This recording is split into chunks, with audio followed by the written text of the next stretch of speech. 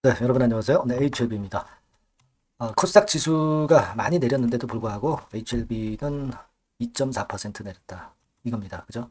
네, 낙폭으로 봐서는 비슷해요. 네, 지수 낙폭으로 봐서는 금요일장에는 HLB나 코스닥 지수나 비슷하게 이제 밀렸어요. 네, 하지만 최근 흐름은 지수하고는 전혀 다르죠. HLB는 이런 모양이고, 그리고 잘 아시다시피 이제 코스닥 지수는 좀 바가지 모양입니다. 네, 그만큼 지금 현재는 HLB가 오히려 이 지수보다 더 좋은 모습을 보여주고 있어서 그 부분을 우리가 중점을 둬야죠. 네. 금요일날 코스닥 지수 내린 만큼 내렸다 해가지고 그것에 뭐 주눅들 필요가 없는 상황입니다. 지금 HLB는 상당히 하방 경직적이죠.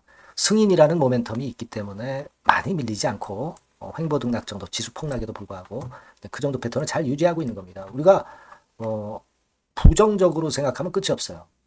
긍정적인 마인드를 가져봐야 되지 않나 이런 생각을 하고 싶고 우리가 어떤 일정 프레임에 갇힐 필요는 없습니다. 하지만 우리가 지금 추석 연휴 전까지는 6거래일이 남았어요. 그러니까 우리가 이렇게 생각하는 것은 항서제약이 이제 9월 한 21일까지 제출한다고 그랬으니까 그 부분을 가지고 생각하는 거잖아요. 그죠? 네, 여기 그 신문 기사가 아니라 HLB 공식 블로그상으로 다시 한번 보면 일전에 7월 11일 날 공지사항에 그렇게 나왔죠.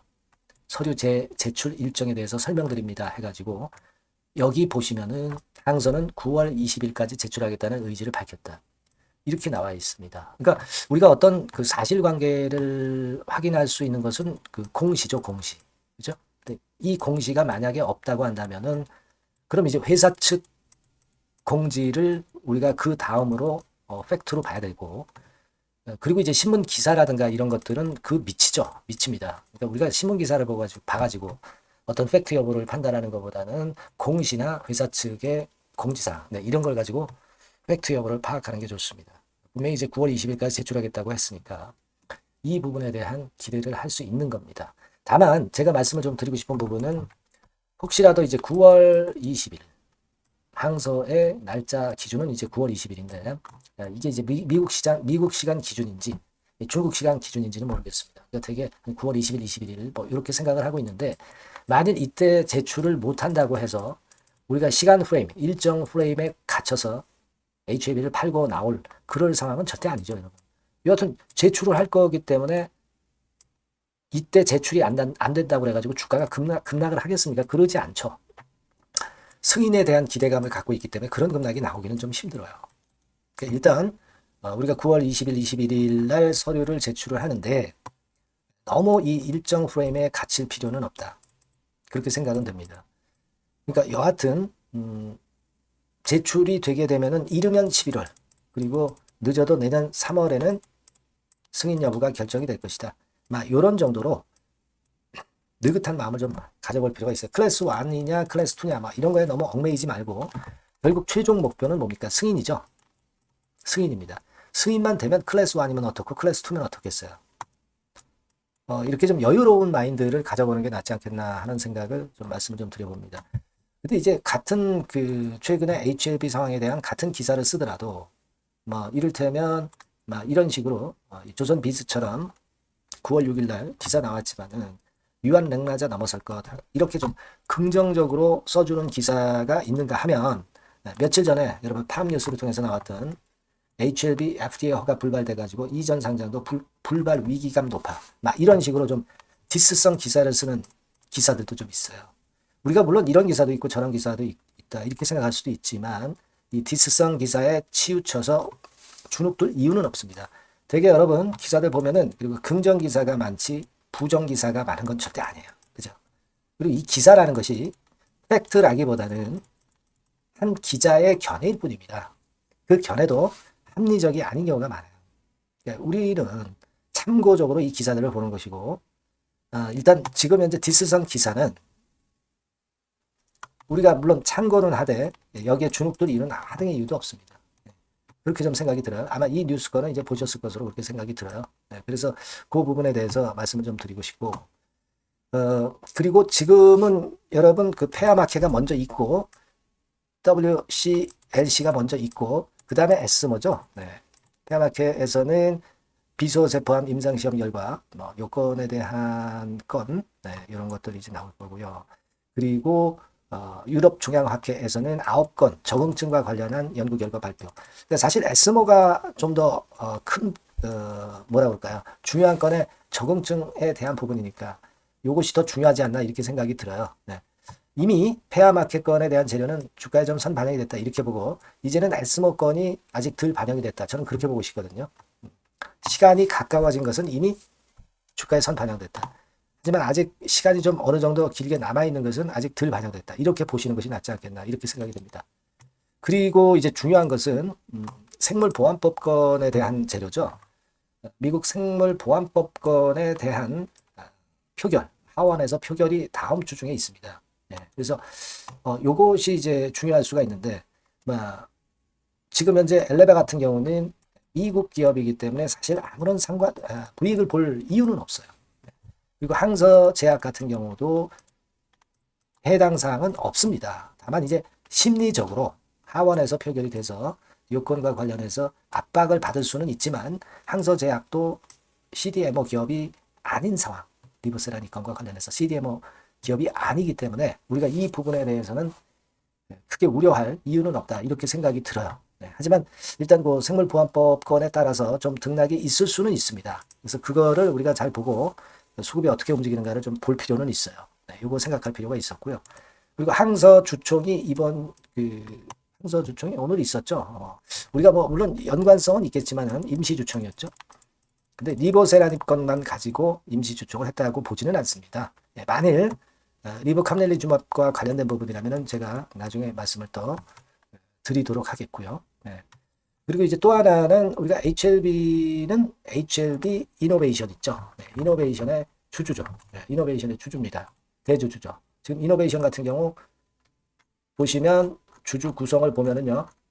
HLB가 최대 주주예요. 31% 지분을 갖고 있습니다. 근데 잘 아시다시피 삼각합병을 통해서 HLB I하고 HLB 이노베이션하고 그리고 베리스모 테라퓨틱스하고 삼각합병을 이루게 되죠. 네, 그래서 결국은 HLB 이노베이션이 베리스모 테라퓨틱스 지분을 11%대에서 100%로 이제 인수를 하게 되는 겁니다.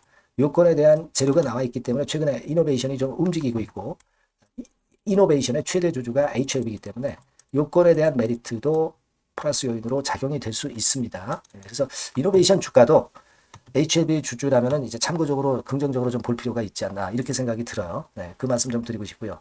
그리고 HLB의 수급 패턴을 보면 최근에 우리가 좀 그렇게 탐탁치는 않지만 외인들이 매매하는 대로 주가도 HLB의 주가도 결정이 되고 있습니다. 그죠? 네, 그래서 이 부분을 생각을 할 때 외인들의 매매가 좀 긍정적으로 전개가 되기를 좀 기대를 한번 해볼 필요가 있어요.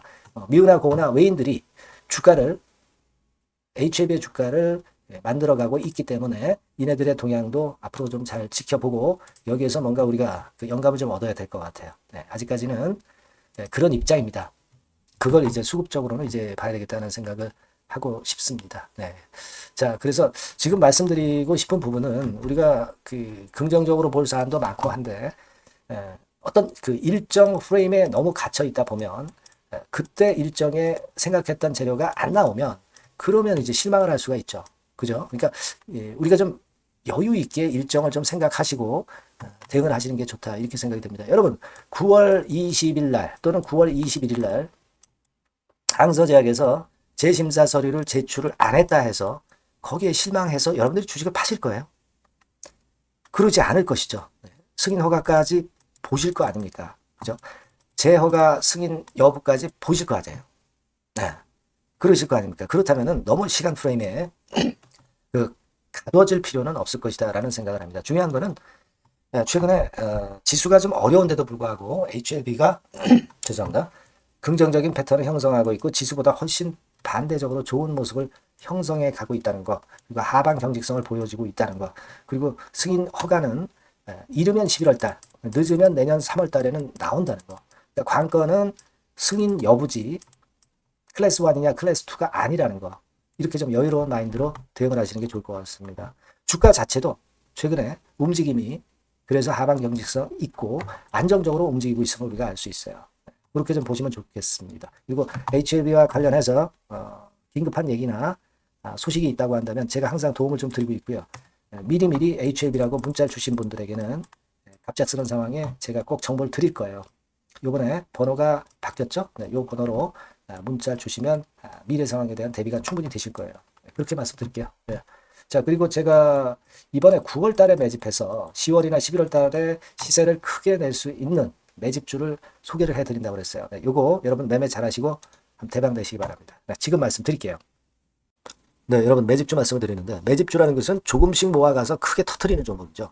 이번에 제가 매집주를 엄선을 한번 해봤어요. 근데 이 매집주는요, 이번 9월에 매수를 해서 여러분들이 한 달 내지 두 달 내에 시세 폭발 가능성으로 미리 매수하는 겁니다. 미리 매수하는 거라고 생각을 하세요. 그러니까 9월 달에는 너무 시세가 튀면 안 돼요. 9월 달에는 등락을 거듭할 때 우리가 모아가면서 매집을 해서 9월에 미리 모아가서 10월이나 10월, 11월 달에 터트리는 거예요. 그러니까 여러분들이 그냥 지금 사가지고 바로 단타를 한다. 네, 이런 종목을 하실 분들은 이건 손대지 마시고요. 이런 정도의 계획을 갖고 계신 분들, 여기에 동의하시는 분들은 매집주 이거 한번 해보실 필요가 있다 이거예요. 네, 그게 중요한 거죠. 여러분들 뭐 단타 매매한다고 해서 그게 돈 됩니까?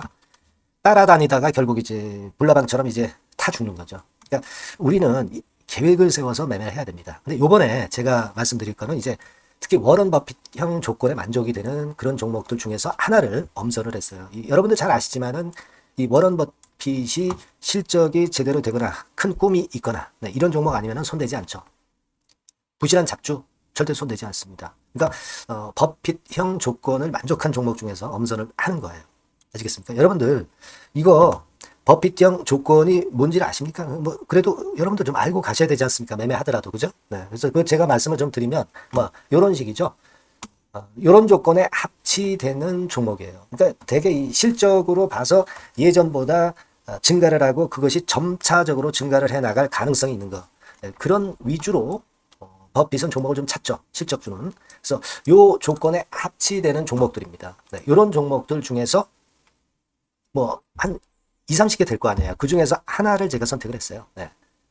예를 들면 여러분 어떤 종목이 이제 그런 종목들이 있었냐 하면은 여러분 그 재룡전기라고 아시죠? 네. 재룡전기 같은 경우도 그 조건에 부합하는 그런 종목이에요. 재룡전기 같은 경우도 그래서 이때 이렇게 급등을 한 것이 물론 이제 재룡전기입니다.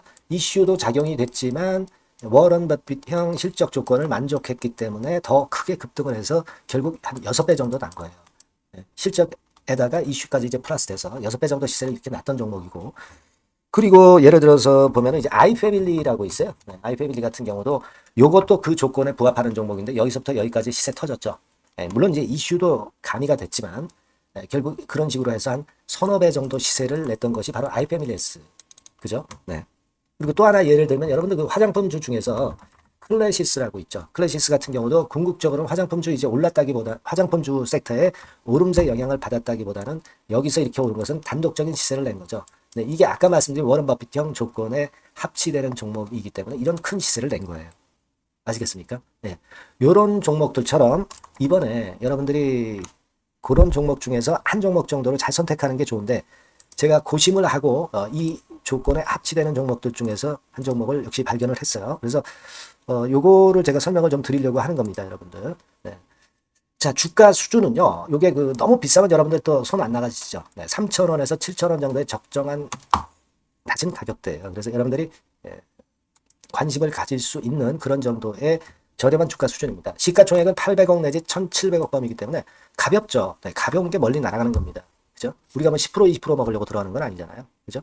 네, 목표 가격이 현 시세 대비해서 더블 정도를 목표로 하기 때문에 그런 정도라면 좀 가벼워야 된다는 거죠. 네, 그런 측면이고 제약바이오 헬스케어 섹터입니다. 근데 여러분들이 그냥 꿈만 갖고 있는 제약바이오 헬스케어 종목들은 필요가 없어요. 네, 리스크가 일단 없어야 돼. 그죠? 리스크가 없는 쪽에서 실적이 겸비가 된 거. 아까 워런 버핏형 조건이 이제 바로 그거 아닙니까? 예, 그런 쪽에서 제가 선택을 해봤어요. 유보율 같은 경우도 400 내지 600%대. 높은 건 아니지만 재무적으로 안정되어 있다는 거죠. 타인 자본 많이 안 쓰죠. 부채 비율이 한 40%, 70%대니까. 이런 종목입니다. 그래서 이게 분기 역사상 최대 매출을 기록을 했고요. 금년도 예상 영업이익은 작년에 무려 더블이에요. 네, 더블 정도 예상됩니다. 그렇기 때문에 아까 말씀드린 워런 버핏형 조건에 만족이 된 거고요. 예. 자, 일봉 차트를 보여드리면 이런 식이에요. 네, 이런 식으로 해서 여기를 막 뚫어내려고 그러죠. 근데 너무 직방으로 쭉 가버리면요. 그러면 못 잡아요. 매집이 안 되지. 그러니까 이렇게 등락을 하면서 올라가는 게 좋기 때문에 지금이 아주 좋은 타임이다. 이런 생각 갖고 있습니다. 여러분. 주봉 차트로 보시면 주봉 차트는 이런 모양이에요.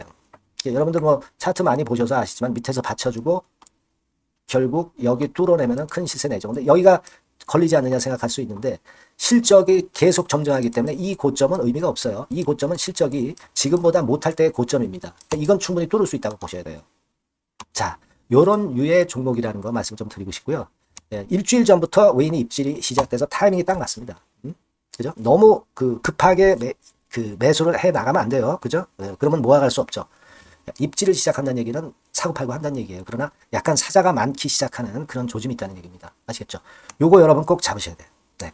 매집주라고 꼭 문자를 주신 분들에 한해서 제가 타이밍과 종목명 그리고 앞으로 매수 매도 타임 말씀드릴 겁니다. 요번에 번호가 바뀌었어요. 네. 요 번호로 매집주라고 문자 주시면 제가 최선을 다해서 여러분들을 끝까지 케어를 할 겁니다. 아시겠죠? 네. 꼭 성투하시기 바랍니다.